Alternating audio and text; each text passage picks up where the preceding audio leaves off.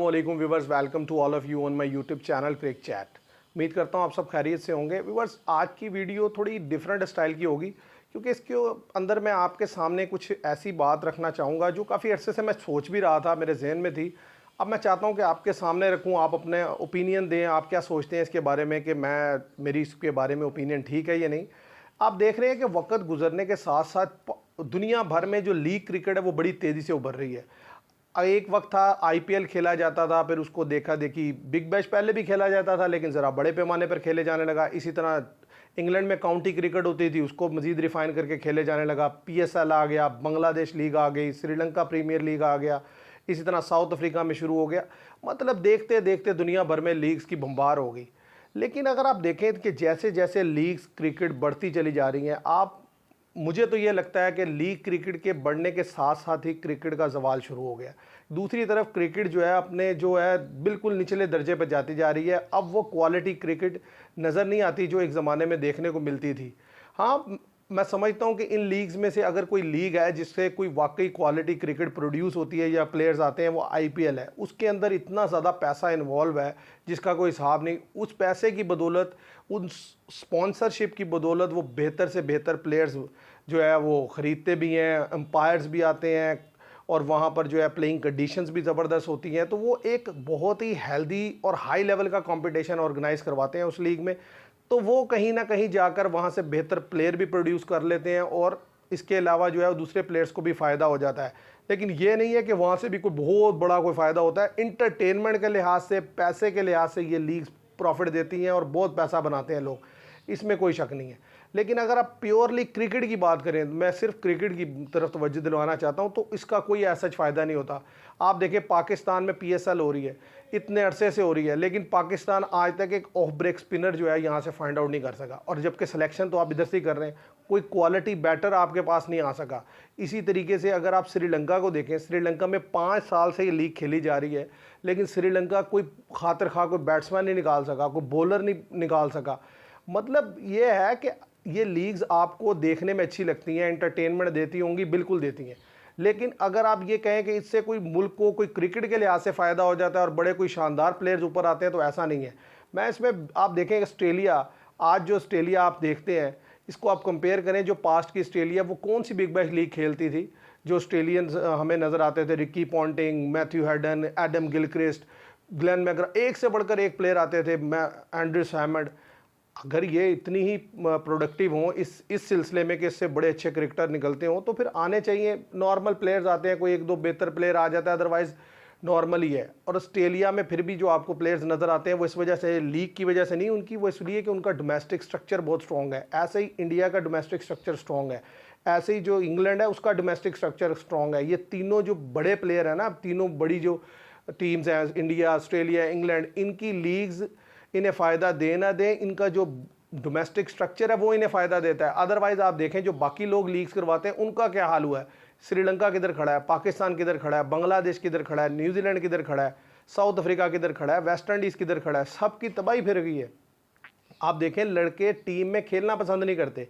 जब से ये लीग आई हैं, सिर्फ जो आईसीसी इवेंट्स होते हैं उसमें ये कंबाइन होकर खेल रहे होते हैं। वरना साउथ अफ्रीका ने इस वर्ल्ड कप से पहले जब वेस्ट इंडीज़ का टूर किया है, तो वो क्या टीम गई थी, बी सीट कैटेगरी की टीम गई थी। वो लड़के इसमें थे ही नहीं, एक लड़का, सिर्फ एक या दो लड़के थे जो वर्ल्ड कप टीम का हिस्सा थे। इसी तरह जब न्यूजीलैंड पाकिस्तान खेलने आया तो वो क्या टीम थी, सी कैटेगरी की टीम आ गई थी खेलने के लिए। इसी तरह जब साउथ अफ्रीका की टीम ने टेस्ट खेलने जाने थे न्यूजीलैंड, तो उन्होंने सारी अपनी नई टीम भेज दी थी, सारे यहाँ पर लड़के लीग खेल रहे थे। इन लीग्स ने लड़कों को ओवर पावर कर दिया। अब ये कमज़ोर बोर्ड है, यानी कि जिनके पास इतना पैसा नहीं है जो अपने प्लेयर्स को रोक सकें, उनके लिए तो बहुत ही मुश्किल है अपनी क्रिकेट का सर्वाइवल। अब वो मजबूर हो जाते हैं लड़कों के हाथों। अब ज़ाहिर है आप वेस्ट इंडीज़ को देखें, वो सारा साल लीग खेलते हैं, जब कोई टूर्नामेंट आता है तो इकट्ठे हो जाते हैं। अदरवाइज़ जो उनकी टीम खेल रही होती है टेस्ट में, वनडे में, T20 में, बिल्कुल डिफरेंट होती है। लेकिन जब वर्ल्ड कप आते हैं तो फिर को आपको वो जाने पहचाने चेहरे जो है दोबारा से नज़र आने लग जाते हैं, क्योंकि उस वक्त कोई लीग नहीं हो रही होती।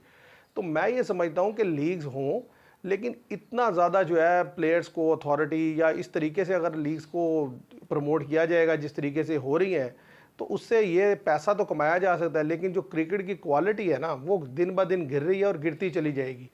और ख़ास तौर पे वो जो बोर्ड्स हैं, जो कमज़ोर बोर्ड हैं, कमज़ोर बोर्ड से मेरी मुराद ये है कि जिनके पास इतना पैसा नहीं है कि वो अपने प्लेयर्स को रोक सकें। इंडिया है, इंडिया के लड़के सिर्फ IPL खेलते हैं और कोई लीग क्यों नहीं खेलते? या तो वो अगर इतनी अच्छी ये लीग्स होती हैं तो वो बाकी लीग्स भी खेलें। इसीलिए नहीं खेलते कि भाई वो टीम में के लिए फिर अवेलेबल नहीं होंगे, और टीम के लिए अवेलेबल नहीं होंगे तो टीम कैसे बनेगी? आप देखें, सिवाय इंडिया के सारी टीम जो है वो लीग्स खेलती हैं, उनके सारे लड़के सारी लीग्स खेलते हैं। और जितनी यूनिटी और जितनी स्ट्रेंथ इंडिया की टीम में नज़र आती है, आपको किसी और टीम में नज़र आती है? भाई टीम बनती है, क्रिकेट टीम गेम है। और टीम कैसे बनती है? जब लड़के आपस में इकट्ठे खेलते हैं, टूर करते हैं, जाते हैं।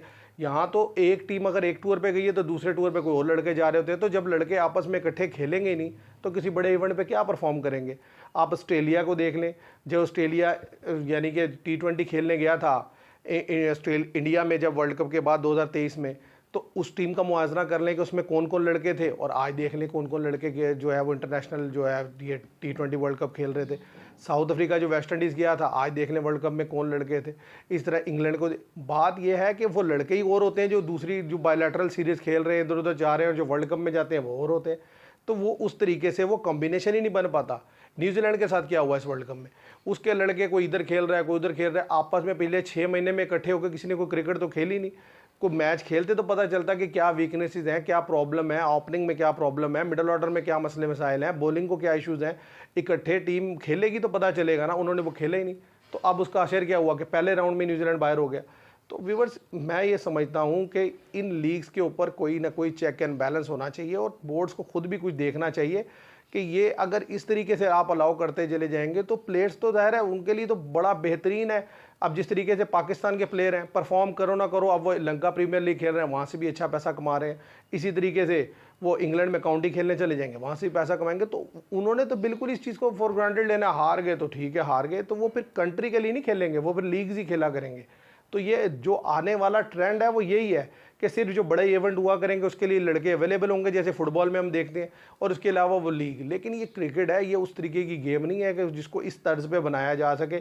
हाँ, सिर्फ पैसा कमाना मकसद है तो फिर ठीक है, ये इस तरह करते जाएं, लेकिन एक वक्त आएगा कि आप देखेंगे कि इसकी क्वालिटी इतनी गिर जाएगी कि इसको लोग, जो इसकी व्यूवरशिप है ना, वो व्यूवरशिप ही चली जाएगी।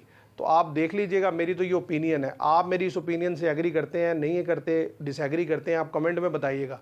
तो मैं उम्मीद करता हूँ आपको मेरी वीडियो पसंद आएगी। वीडियो पसंद आए तो इसे लाइक कीजिएगा, शेयर कीजिएगा और चैनल को सब्सक्राइब कीजिएगा। Thank you very much.